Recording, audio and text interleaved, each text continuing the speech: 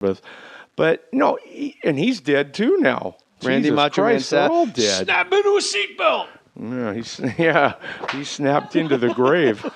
But I mean, these people are some of these people you see on the freeway on ramps and off ramps. I like to help them out because most of them look just beat to shit, and so we'll stop and give them money. But I always tell Elizabeth, look at their shoes. If they're wearing new shoes, don't give them a fucking cent. Because if they can afford new shoes, they don't need to be standing on a street corner. I really believe that. And smoking? Yeah. Cause well, how that's much just a personal preference. But well, yeah, but if it's $8, how much is a pack of cigarettes? $10 a pack. Between $5 Is and $10. it really? Yeah, cigarettes. Jesus lowest. Christ. Like if you're smoking more cigarettes, it's like $5. Wow. We should be selling Dorals. cigarettes. Forget the radio. Let's open a cigarette you know what? store. Let's get a cigarette sponsor for Joe McDonnell Uncensored. That's Let's right. Do it. We'll do it right from there. Joe McDonnell Uncensored brought to you by Doral Yeah, Cigarettes. come and see an ass while you're getting your butt. Yeah, smooth taste, and it hits my T-zone. Yeah, there you go. You remember those old cigarette commercials where Oh, they tell you yeah. how it really is silky smooth on my Lucky Strike, LSMFT. Lucky Strike means fine tobacco. Yeah. No, Lucky Strike means you're going to die a terrible fucking death. A long, slow one. Yeah. When I see the homeless people, now that I've sort of rededicated myself to being a part of a parish that is super active with the homeless community, so I can actually, okay, good. I can look a guy in the eye and go, hey man, she's gone over to St. Monica's. And they'll always go like, oh, okay. Like they're not used to somebody going, no, this ain't going to work right here. Yeah. If you go to St. Monica's, you got it. So then I don't feel bad gaslighting them.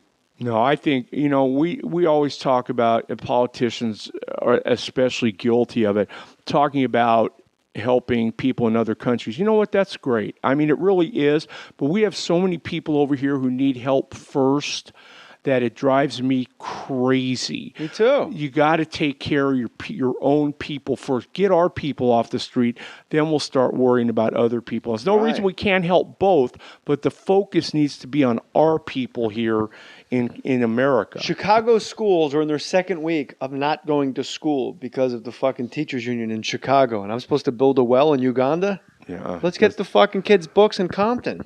Let's pay teachers based on merit, not, whatever. I've never understood it. And I never understood, these people who have the ability to make it happen. It's like it's all talk. And then when the time comes for them to do something, they don't do shit about it. When I drive through downtown LA and when I was in San Francisco, it's like Night of the Living Dead when you go to like Union Square. We were just up there. Oh my God. And I looked at and Gavin Newsom's one of our favorite politicians, up and coming guys. Yep. And I said to my wife, how can you be mayor of this town and drive to anything and pass all these people on the street and then say anything about anything without going, I know we got a press conference, but holy shit, did you see the fucking zombies out there? Yeah. Like, clean it up. I don't know. That's what Kobe said. That's why he got involved. He said one night he was driving home from a game, and he said he just happened to see a whole bunch of people out in the street. And he had no idea what was going on just miles from Staples Center. He said, this is where I work. He said, I'm down here a lot. He said, I had no idea this was happening. So he started doing research in it. And he ended up hooking up with my friend's place in Hollywood and a couple other places. And really started donating. He's building, shelters and donating food and clothes and rebuilding some of the centers and stuff like that.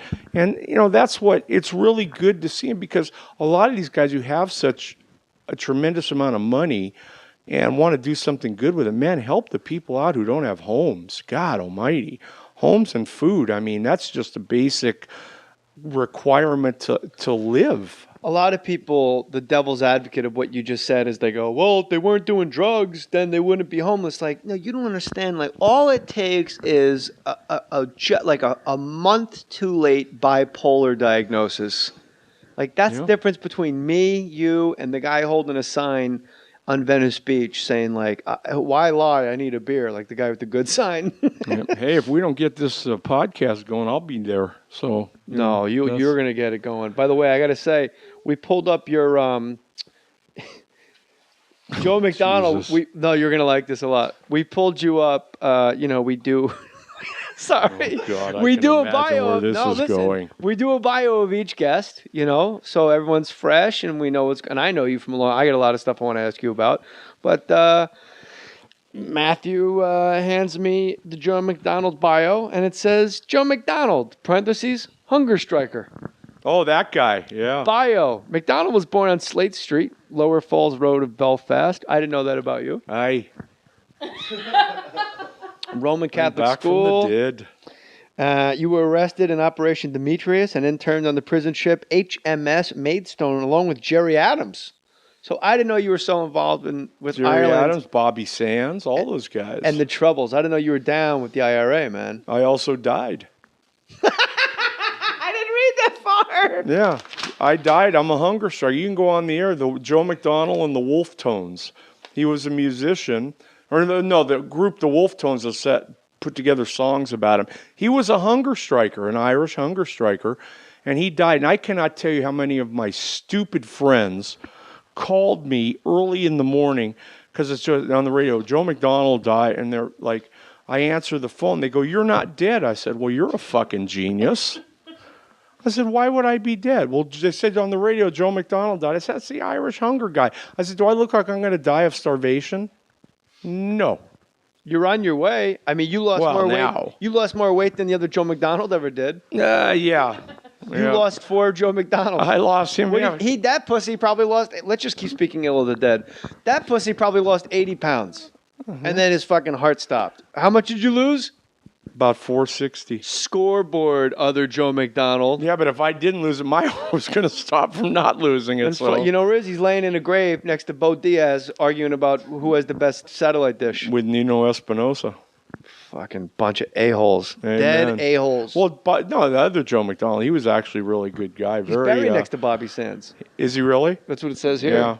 No, they were good people. Hey, they gave up their lives for a cause. That's pretty impressive. I wouldn't fucking do it. I wouldn't do it either. Fuck no. People go like, there's a limit to my generosity. People go like, I would die for my family. I'm like, Depends which ones. I would, I'd give it I'd swing for the fences. You were named Sports Talk Host of the Decade by the Daily News. I was. Which decade? 2000. Really? Yeah. How come I didn't know this? Because you don't toot your own horn? No, I really don't.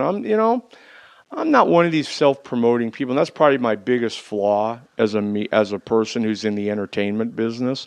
I just don't get out there and say who I am. Because you know what? To me, it doesn't matter. That's not the media's job. The media's job is to be a conduit between me in my home reading the newspaper. Yeah, but not as a talk show host. It's not. That's the different thing. As being a reporter.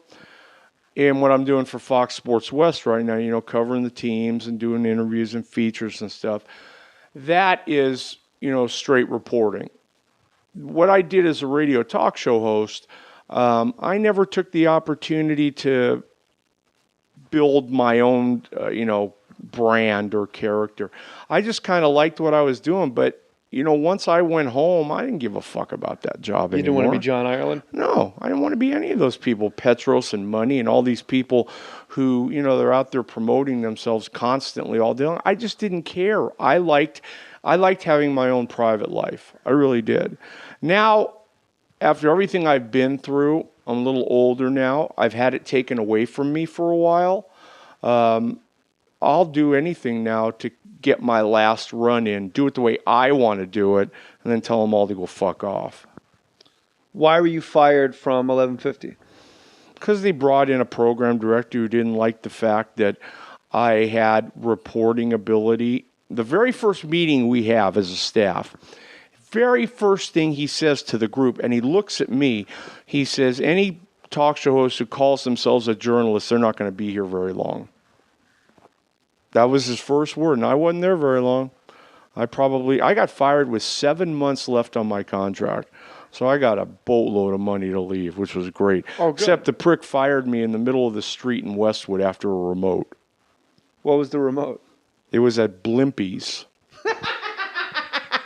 which is perfect for you at the time. Well, yeah, it was 700 fun, pounds. yeah. Like, all right, I'll just go back to the Blimpies. Blimp got fired in front of Blimpies. I'm gonna drown my sorrows in this chicken parmesan sub scoreboard. I win again. Give me my money, you asshole. No, the thing is, he weighed about 400 pounds. Will and you he was punch about my 3 card? feet I'm on my tall. 11th sandwich. Yeah, and I mean, it was like that one took a while to get over. The first time you get fired is like, wow. Well, what is his end game of not wanting anybody that's also a journalist on the air? I don't know, because he tried to hire me back right before he got fired. But what I'm asking you is, when he came in and made that declaration, what do you think went through his head where he didn't, like, that was his stance?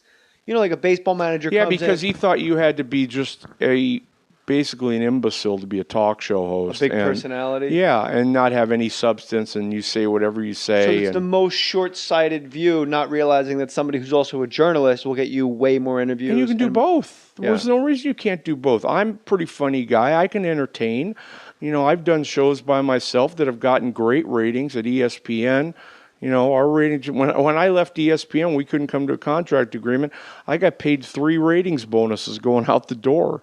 That was a really good show, Joe Mcdonnell Experience on ESPN. I remember the opening song, E.S. Joe Mcdonnell to Joe Mcdonnell. You could not be any more wrong. You could not be any more wrong. And then Don King, I love Big Joe. I love Big Joe. Yeah. It was a techno song. Yeah, and it was you and Doug. And what was the disagreement? Like how? Money. Strictly came down to money. You as a guy, was it your ego that you said, I need to be paid this to satisfy? Because your nuts covered. You could pay for your house and your car with what you were making, I'm guessing, to begin with. Oh, yeah. I was able to save a lot of money. In hindsight, do you wish you could have just worked for less what they offered? No. I'll tell you why. I was making $200,000 a year. That's, by the way, for the listener, that's extraordinary for an AM sports talk radio host. Yeah, for a local show, absolutely. Yeah. And I had an agent who, it was a mistake. My agent quit to go into another business, and so he handed me off to this guy he was a TV agent. And I told him, I said, look, ask for 300 and hope you get 225. I wasn't looking to bust the walls down. I just wanted a little bit of a raise to show that there was some respect. Sure.